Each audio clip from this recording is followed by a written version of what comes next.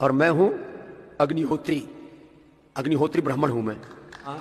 बोलो बाबा जी आप तो ओबीसी हो। ओबीसी वाले ऐसी तैसी कराए। ओबीसी समाज के लोग अभी जिंदा हैं और ऐसे ऐसे निकम्मों को वो ढूंढेंगे और जूते से मार के भगाएंगे। ये काना बाबा है, ये रामदेव बाबा नहीं है। ये ओबीसी समाज के ऊपर एक कलंक बाबा है, आतंकवादियों की तरह सवाल करने वाला बाबा रामदेव। ये सारे के सारे आरएसएस के छोड़े हुए प्यादे हैं और राजनीतिक हक तो देना नहीं चाह रहे ओबीसी को। और वैसे ओबीसी को आप हर जगह लपेटने का काम करते हो। तुम्हारी ये जो गुंडागर्दी है ये अब ज्यादा दिन तक चलने वाली नहीं है। हमने चाहिए राजनीतिक हक है। अरे माल तुम खाओ, तुम्हारे गुलाम है क्या? हम तुम्हारे गुलाम है क्या? राम मंदिर चले जाएं, सारा माल मलाई तुम खाओ, नहीं सारा माल मलाई तुम खाओ और हम घंटा बजाने के लिए।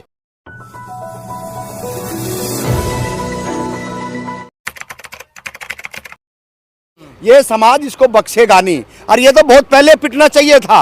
इसने पहले भी ओबीसी समाज को पीटेंगे। अगर ये किसी नुक्कड़ चौराहे पे अगर कहीं मिल गया तो आप यकीन मानियो इसका कोई ना कोई इलाज जरूर करेगा, क्योंकि ओबीसी समाज का सबसे ज्यादा अगर नुकसान करा है तो ये बीजेपी आरएसएस का प्यादा है और इस तरह के प्यादे बहुत सारे छोड़ रखे हैं। पर अब तो ब्राह्मण हो गए ना वो ब्राह्मण नहीं हुआ। इस तरह के ब्राह्मण 2016 में भी हरियाणा में थे, उनका भी इलाज हुआ। और आज सुन लो, वो कह रहे चारों वेद सुनो, हाँ। जो पहले भी इन्होंने इस तरीके के हथकंडे अपना करके ओबीसी को हरियाणा में दो फाड़ किया। और ये हरियाणा से मैं पूरी कोशिश करा अपनी दाल गलाने की, लेकिन हरियाणा में इनकी दाल गलने वाली नहीं है। ओबीसी समाज के लोग अभी जिंदा हैं और ऐसे ऐसे निकम्मों को वो ढूंढेंगे और जूते से मार के भगाएंगे। ये काना बाबा है, ये रामदेव बाबा नहीं है। ये ओबीसी समाज के ऊपर एक कलंक बाबा है। योग गुरु है वो, कोई योग गुरु नहीं है, लुटेरा। कैसे योग गुरु हो गया? जो ऐसे ऐसी बात करने वाला योग गुरु होगा?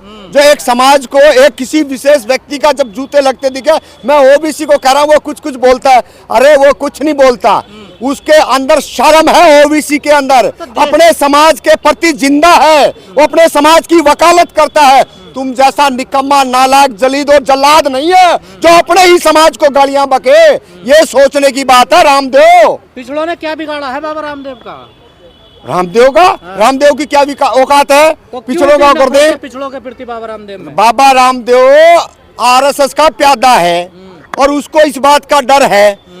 आरएसएस और नरेंद्र मोदी ने कह रखा है कि किसी भी तरीके से आप एक पत्थर फेंक दो, हलचल मचेगी और जितने कुकरमुत्ते हैं जो बीजेपी के अंदर हैं वो सारे के सारे हमारे कदमों में आएंगे और हम सबको माल मलाई चटवा देंगे।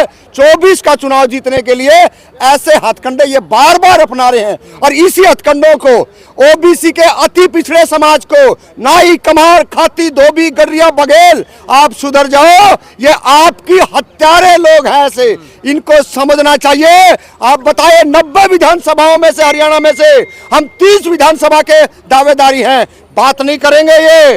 और लोकसभा 10 है, उस लोकसभा में से भी हमारे को 4 लोकसभा चाहिए, उस पर बात नहीं करेंगे। नौकरियों की बात नहीं करेंगे, बैकलॉग की बात नहीं करेंगे। इनको रामदेव जैसे बाबा को आगे लाके इस देश के अंदर, इस प्रदेश के अंदर खलबली मचानी है। आतंकवादियों की तरह सवाल करने वाला बाबा रामदेव, ये सारे के सारे आरएसएस के छोड़े हुए प्यादे हैं। सारे पिछड़े जा रहे हैं राम मंदिर में। कोई नहीं जा रहा राम मंदिर में, कोई पिछड़ा नहीं जा रहा। जो अंध भगत हैं, जो मोदी भगत हैं और जो अपने आप अंदर का जो जिंद को नहीं मार रहे ना, वो जा रहे हैं वहां पे। जो जिंदा लोग हैं वो कोई राम मंदिर नहीं जा रहा है। आप नहीं जाओगे ना? हम तो नहीं जाएंगे। क्या मतलब है? जब हमारे को राजनीतिक हक नहीं मिल रहा, हमारे को राजनीतिक हक चाहिए, राम मंदिर में चले जाएंगे।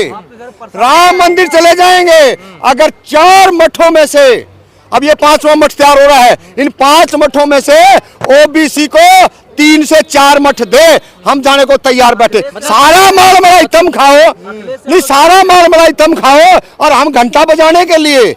आपके हथकंडों में हम नहीं आने वाले हैं। तो तमाम पिछले नेता तो जा ही रहे हैं। देखिए प्रधानमंत्री पिछड़े नेता जा रहे हैं। नेताओं को पता होता है अंधे, बहरे, गूंगे कहाँ ज्यादा जाते हैं। नेता को तो वोट लेना है, नेता तो जाएगा। अब तो सोचना उन गूंगे बहरों को है कि तुम मंदिर जाओगे, पार्लियामेंट जाओगे। पार्लियामेंट में जाने के लिए आपको अपने आप के अंदर अपना आपको झांक के देखना पड़ेगा। मायावती को निमंत्रण मिला, मायावती ने मना कर दिया जाने के लिए, अब क्या कहेंगे?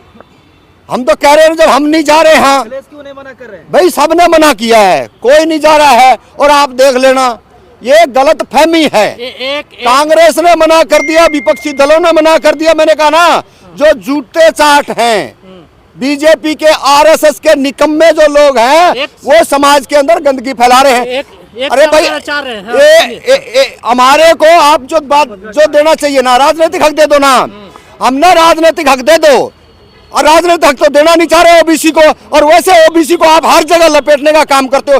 तुम्हारी ये जो गुंडागर्दी है, ये अब ज्यादा दिन तक चलने वाली नहीं है। हमने चाहिए राजनीतिक हक है। अरे माल तुम खाओ, तुम्हारे गुलाम है क्या? हम तुम्हारे गुलाम है क्या? राम मंदिर चले जाएं, अरे राजनीतिक हक दे दो, अब फिर देखेंगे। बना दिया ओबीसी को। ये वही लोग बनाए जा रहे हैं जो बिल्कुल आरएसएस के अंदर से निकले हुए हैं। जी एक नाम रटेगा, एक वो सम- नीचे चमार है। देखिए, वो खुद उस कैटेगरी से बिलोंग नहीं कर रहा ना, वो ब्राह्मण है, और ऊपर वाले ने उसको अंधा बनाया, बेडोड़ा बनाया, तो वो बेअकला बेअकली बात करेगा। इस देश के बहुजनों को, 85% लोगों को सोचना चाहिए कि ऐसे लोगों का क्या करना है। ये तो अब जनता इलाज करेगी 24 में। तो ये कोई पहली बात थोड़ा ही है, वो कभी आरक्षण के विरोध में बोलते हैं, कभी कुछ बोलते हैं, कभी कहते हैं मरे मुलायम काशी राम बोलो जय श्री राम। राम भद्राचार्य तो विवादों में रहते ही हमेशा। मिले मुलायम काशी राम, हवा में उड़ गए जय सिया राम, ये भी तो कहा था ना। वक्त आने दो, सारी चीजें उनको याद दिलवा देंगे।